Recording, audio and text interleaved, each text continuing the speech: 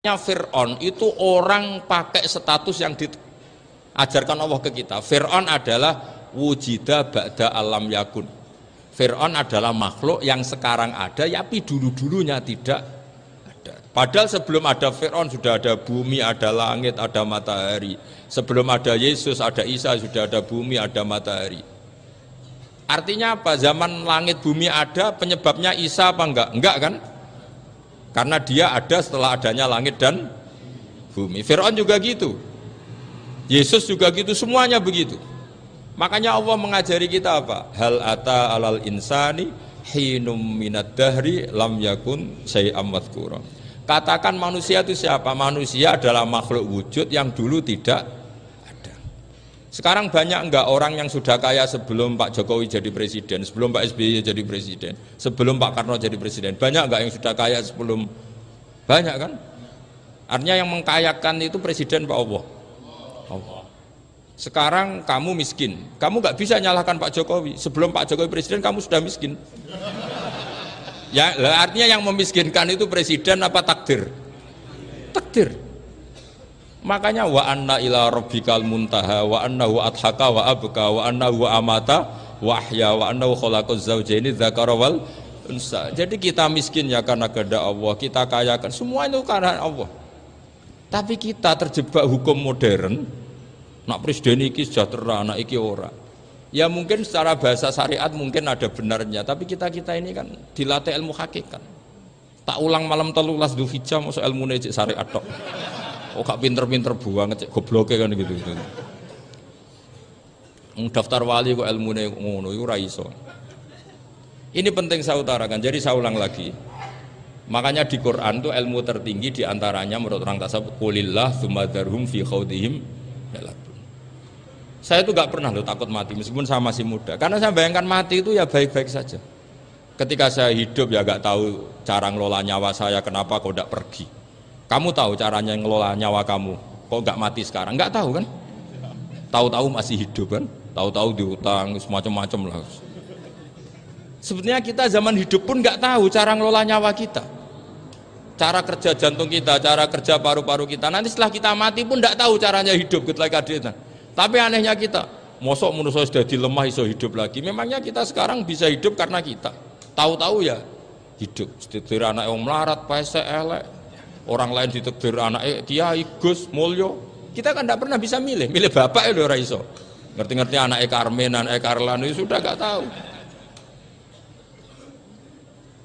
Artinya gini ya sudah ya Allah, ketika saya hidup ya tidak tahu kenapa saya hidup, pasti Engkau yang menghidupkan. Ketika saya mati juga gak tahu kenapa saya mati, pasti Engkau yang menghidupkan dan mematikan. Maka saya akan baik-baik saja di akhirat, karena ketika di dunia Tuhannya yang Engkau, ketika di akhirat Tuhannya, dan sifat Engkau tidak akan rubah, tetap arhamur rahimin. Makanya dulu wali-wali itu kalau mau mati ya santai aja. Said Umar bin Abdul Aziz itu ulama-ulama dulu kalau mau meninggal itu kalau keluarganya nangis marah besar. Memangnya mau kemana kamu nangisin saya? Lah kamu kan mau mati.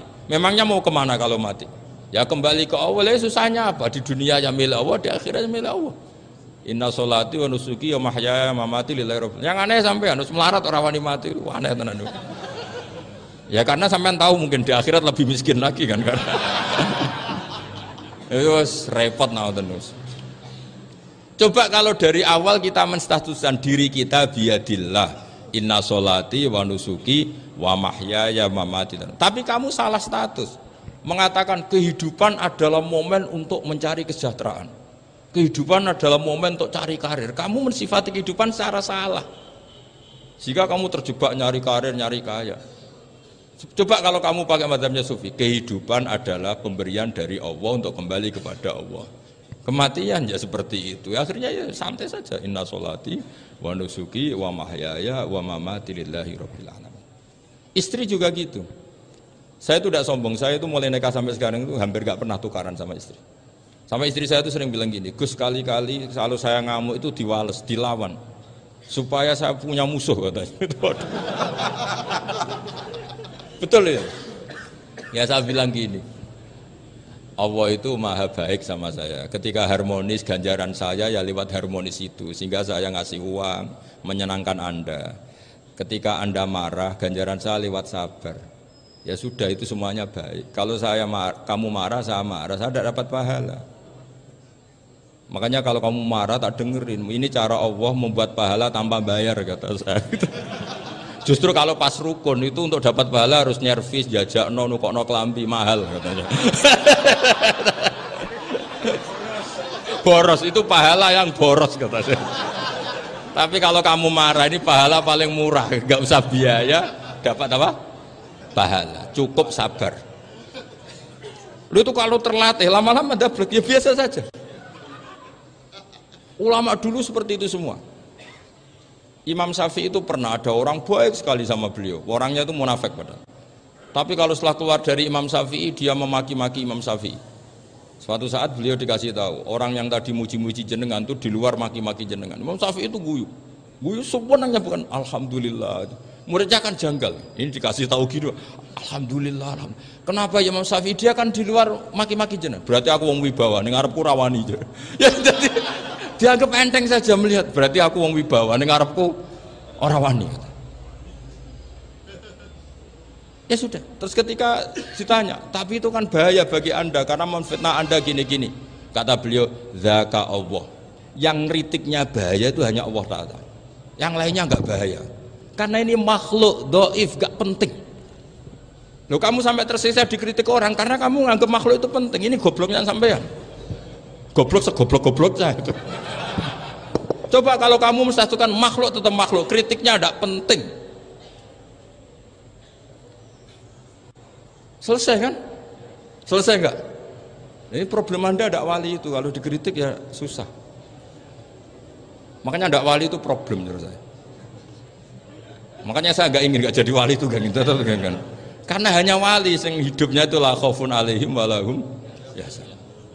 Orang dulu tuh semudah itu hidup, gampang sekali.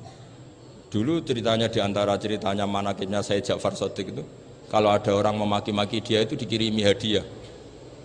Kenapa ya?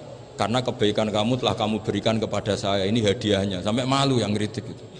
Kan kalau orang rasani itu kan kebaikannya dikasihkan sama yang dirasani. Lah kamu kan ngajinya seperti itu, tapi dirasani kok susah. Harusnya kan kasih aja, ditransferi saja. Alhamdulillah. Ya karena kita salah menamain tadi. Sing rasani pembenci, pembenci itu bahaya.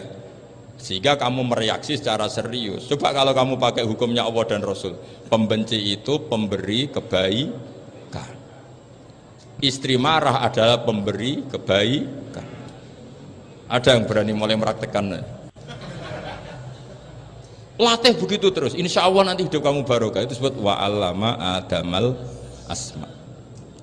Dan itu yang diajarkan Rasulullah. Rasulullah itu kalau ngajarkan hidup itu gampang sekali. Allahumma ja'alil hayata ziyadatan li fi kulli khairin wal mauta rohatan li min kulli syarrin. Jadi kalau kita hidup anggap saja peluang untuk nambah kebaikan. Kalau kita mati anggap saja akhir dari semua potensi kejahatan kita. Anda sekarang mungkin tidak zina, tapi potensi zina. Anda sekarang tidak korupsi, potensi korupsi. Anda sekarang tidak selingkuh, tetap potensi selingkuh. Lah, Anda saja kalau mati berarti akhir dari segala potensi itu. Alhamdulillah. Makanya saya tuh nggak pernah takut mati.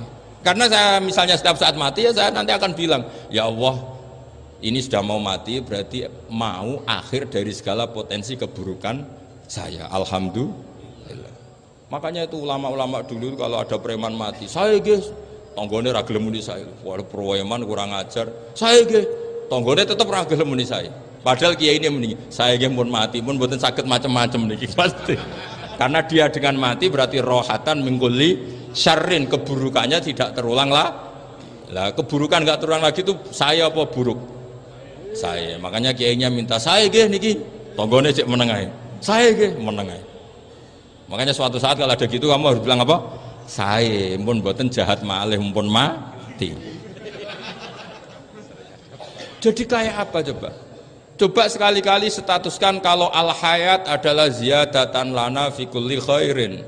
Al maut adalah rohatan lana min kulli syarrin. Sehingga kita hidup ya happy, mati juga happy, gak masalah. Terus kayak misalnya muni ngene, tapi anak bojoku piye? Memang selama hidup anak bojo bahagia. Ketoke ya tambah musibah ya, Cok.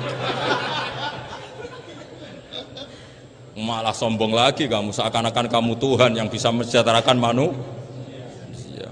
Wong isih urip buat bojomu wis ndonga muga-muga nang mati malah. Karena enggak jelas.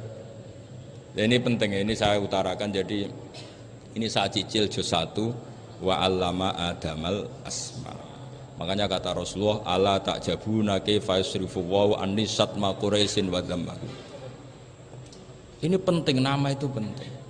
Karena sekali nama ini salah, coba misalnya orang sepakat darani Fir'aun itu wujida ba'da alam yakun. Fir'aun itu ada yang dulu-dulunya tidak ada. Hal ata alal insani hinum minad dahri lam yakun syai'am madhkur. Coba kalau kamu melihat sekarang kamu hidup itu apa? Untuk sujud. Sujud itu murah, gampang. Untuk mengenal Allah. Allah itu gampang kita kenal. Karena Allah itu adzaru minadz dzahir. Adzaru dzahir itu Allah. Zat yang begitu jelas. Lah mati itu mau apa? Ya menuju Allah. Hidup menyaksikan Allah, mati menyaksikan Allah. Itu nyaman.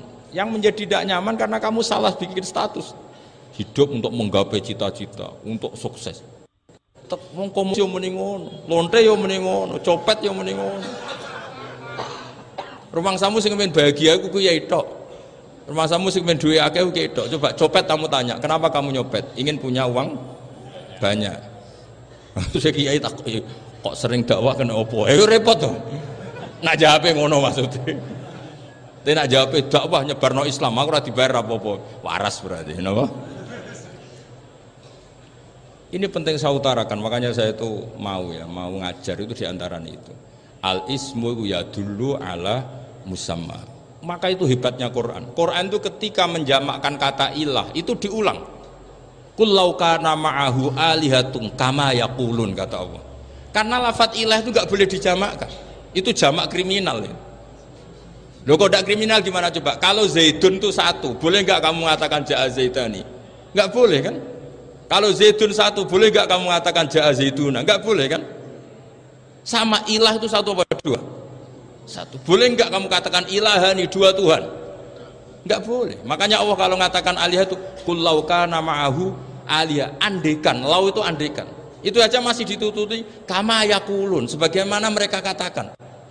Karena lafadz ilah itu tidak pernah punya jama' alihah. Makanya Allah mengatakan qul law kana ma'ahu alihah, masih ditambahi kama yaqulun, tapi itu kata mereka kira-kira gitu.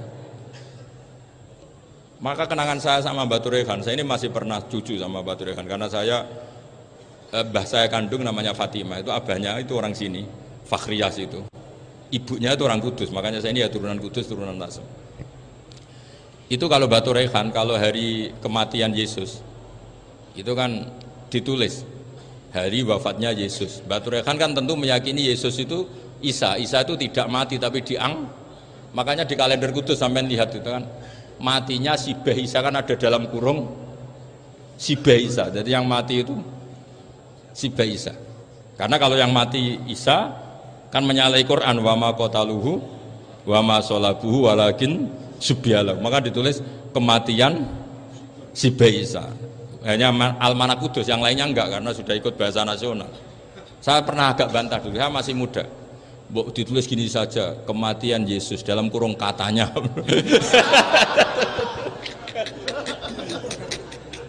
Jadi ono. Karena saya ini teori Quran. Quran itu kalau ada bahasa salah itu diulang. Qul law kana ma'ahu aliyatun kama yaqul. Karena enggak benar, jama' aliyah itu enggak benar. Bagaimana mungkin sesuatu yang satu dijamakkan? Coba kamu bisa mengatakan Zaiduna karena Zaidnya banyak. Kamu punya tamu rojulun, kalau orang banyak rijalun. Kamu melihat satu masjid, masjidun. Kalau masjid banyak, masajid. Masalahnya Tuhan itu tidak pernah banyak, mau satu. Makanya itu hebatnya kamus-kamus yang dikarang orang alim. Tasnianya ilahun itu lam yujad katanya. Tapi wajaduhu wasammauhu. Tasniah ini enggak ada secara hakikat, tapi mereka ada yang menjamakkan, yaitu mereka-mereka yang salah. Makanya tadi dalam ilmu mantek kesalahan itu tidak pernah ada, yang ada adalah orang yang salah. Paham? Jadi kesalahan itu tidak pernah ada, yang ada adalah orang yang satu tambah satu pasti dua, nggak mungkin empat nggak ada, lima nggak ada, tapi orang jawab salah banyak. Nah, itu namanya ilmu. Ya, makanya yang namanya ismu itu mesti ya dulu ala musamma. Andai kan orang mengatakan Lata Uzza, ini batu yang dipahat oleh si A. Dulu pesennya di Muntilan, batunya dari Mojokerto. Dulu pas bikin tangannya protol terus disemen, dilakban. Bisa nggak jadi Tuhan kalau dengan status seperti itu? Fir'aun misalnya, dulu nggak ada, lahir ngompolan, tahu retoretan, ciliknya malah tahu tipes. Terus tua-tua jadi pangeran, aneh nggak sih? Jadi semua, makanya setiap kemusyrikan itu kata Allah, in hiya illa asmaun samaitumuha antum wa abaukum ma anzalallahu biha min sultan.